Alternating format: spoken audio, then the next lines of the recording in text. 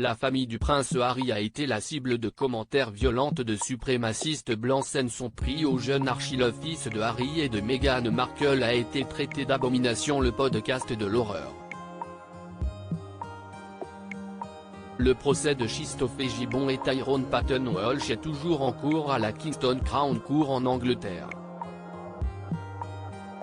Les deux hommes de respectivement 38 et 34 ans sont accusés d'avoir lancé des appels à la haine dans leur podcast intitulé Black Wolf Radio.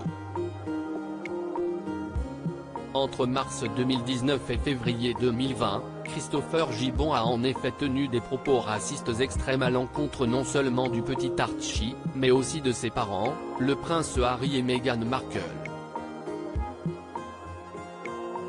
Selon l'International Business Times, il a ainsi qualifié le fils des Sussex d'abomination qu'il faut supprimer, justifiant ses propos par le métissage de l'enfant, né d'un père blanc et d'une femme noire.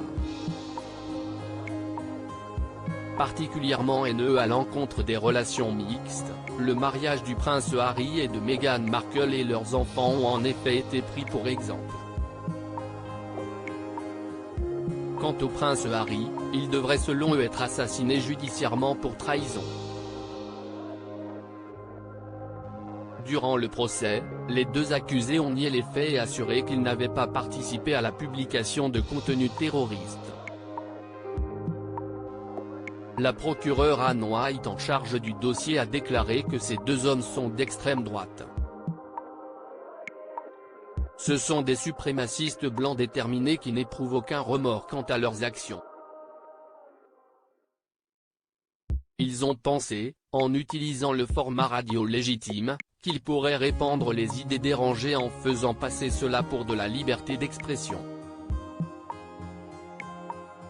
Ils employaient des éléments de langage encourageant leurs auditeurs à commettre des actes terroristes contre les communautés qu'ils détestent.